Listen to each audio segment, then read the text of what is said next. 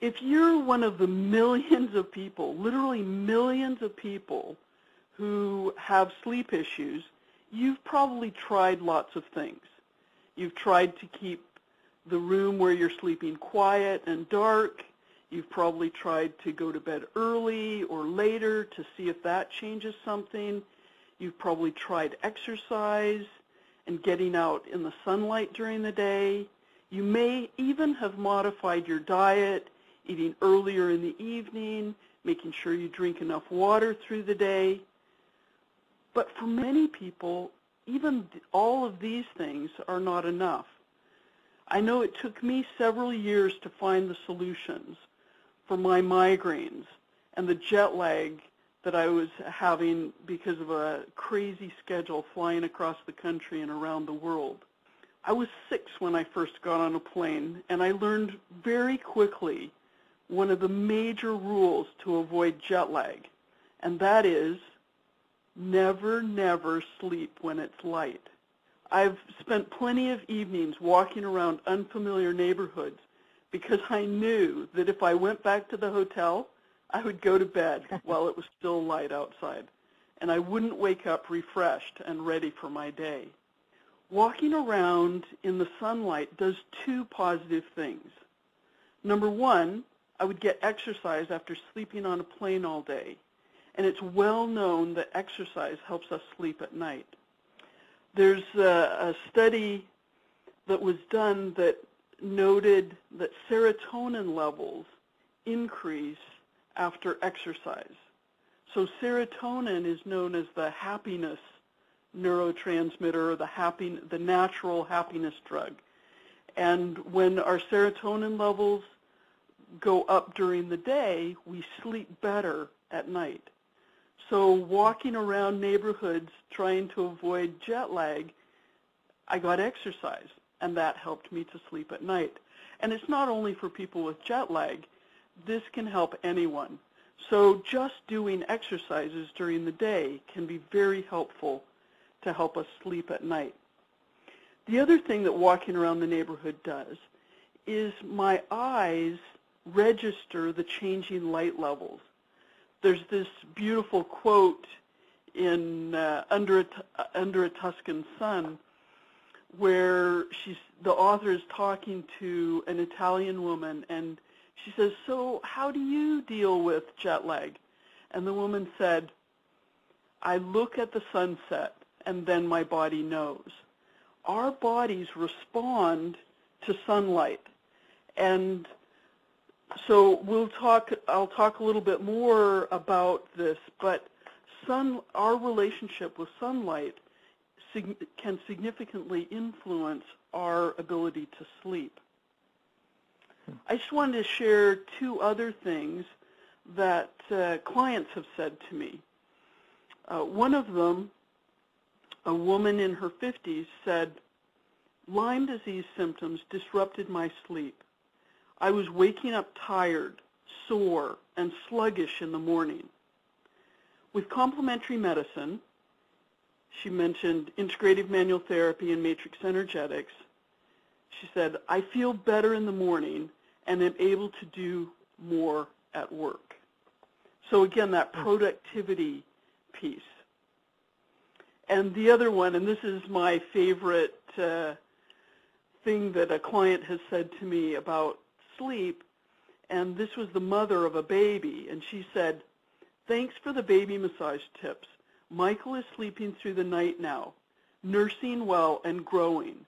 You won't believe the changes since you last saw him."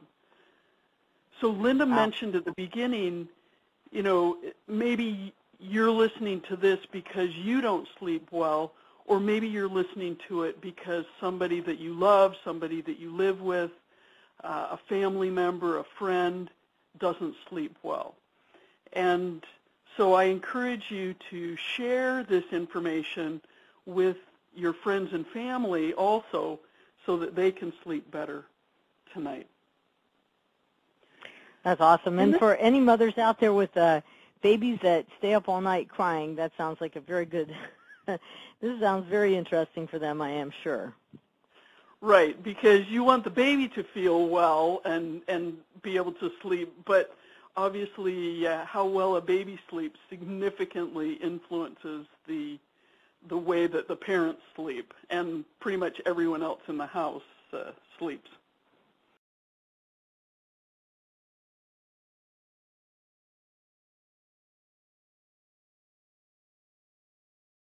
Well, hi, this is Linda with the Ultimate Life Company, and I am so glad that you are joining us for this amazing program.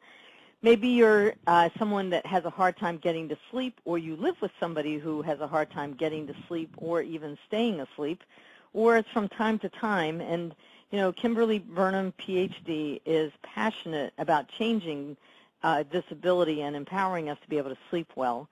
So here's a little bit about her so that you know who you're listening to and why you should actually listen to her.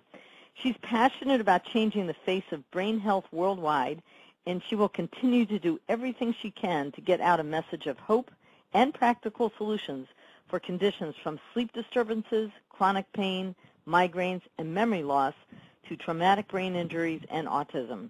Her message is supported by a PhD in integrative medicine, her own story of recovery from migraines and vision issues, and the quality of life of thousands of clients over the last 15 years. She specializes in finding solutions for people with a diagnosis of Parkinson's disease, macular degeneration, multiple sclerosis, Huntington's ataxia, and Lyme's disease. She has also written numerous professional articles in the field of complementary and alternative medicine. Now, all of that is the real serious stuff and why she's qualified to teach us today about these techniques of falling to sleep. Here's some fun facts about her. She sleeps very well under a quilt she made after learning quilting from her grandmother. Kim's favorite place to scuba dive is the Red Sea off the coast of Egypt. She has lemon cucumbers, Japanese pears, and bright red amaranth growing in her backyard garden, along with the usual beets, tomatoes, lettuce, and strawberries. She's fluent in English, of course, and also speaks Japanese, which she learned when she lived in Japan in the early 80s. A child of the world, Kim learned Spanish and French while living in Bogota, Colombia, and Brussels, Belgium. Wow, that's quite a background there. Kim, thank you so much for doing this program for us. I'm really looking forward to hearing this information that you have to offer us, and I'm going to turn it over to you.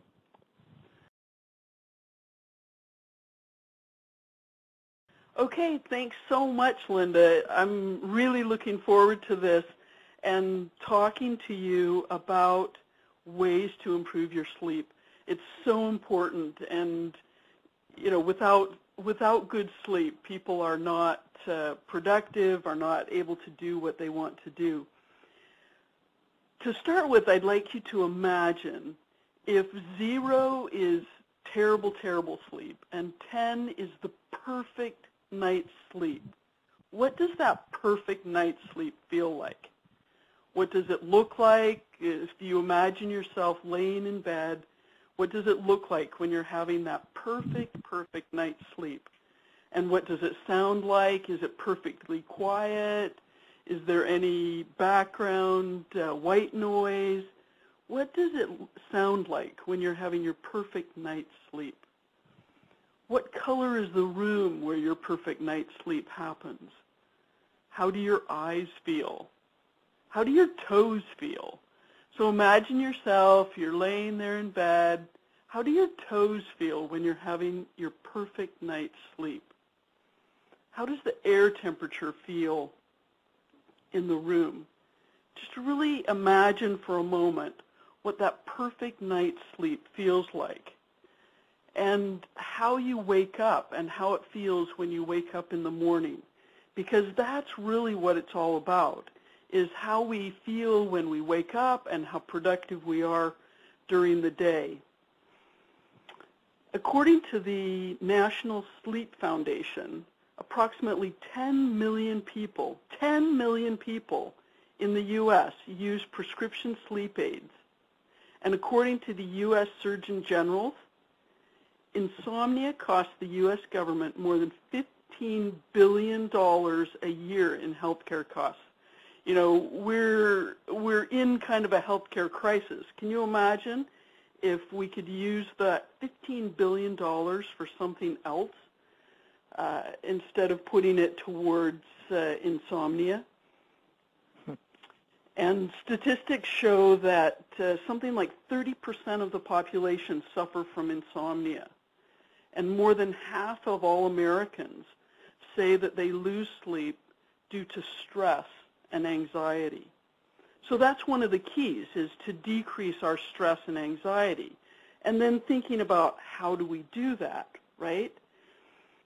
Also, in terms of employers, statistics show that employers spend approximately $3,200 a year more on healthcare costs for employees with sleep problems than employees who sleep well. So if you're a business owner, this is it's important to make sure that your employees are sleeping well.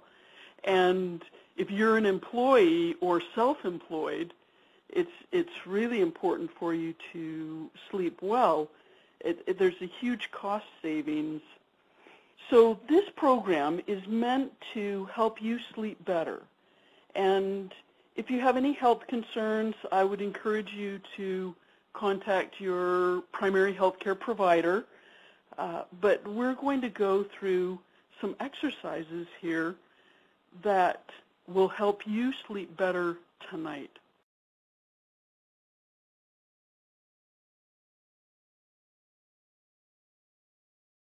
The number one thing is to do something. You want to change something. You want to do one exercise for a week. Just pick one of the exercises that is here in this presentation or in the bonus book that goes along with this presentation. Just pick one exercise and do it every day for a week, and you'll see amazing changes.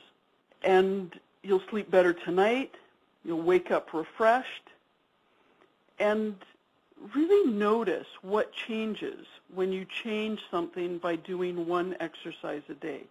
What these exercises that I'm focused on today will do is reset the cyclical nature, right? Sleep is part of a cycle. You have sleep and you have wake. You have day and night.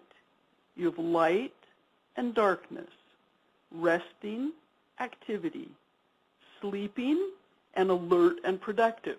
And that's really part of that cycle, so that sleeping better helps us to be more alert, productive, interactive. Our relationships improve. Everything improves when we sleep better.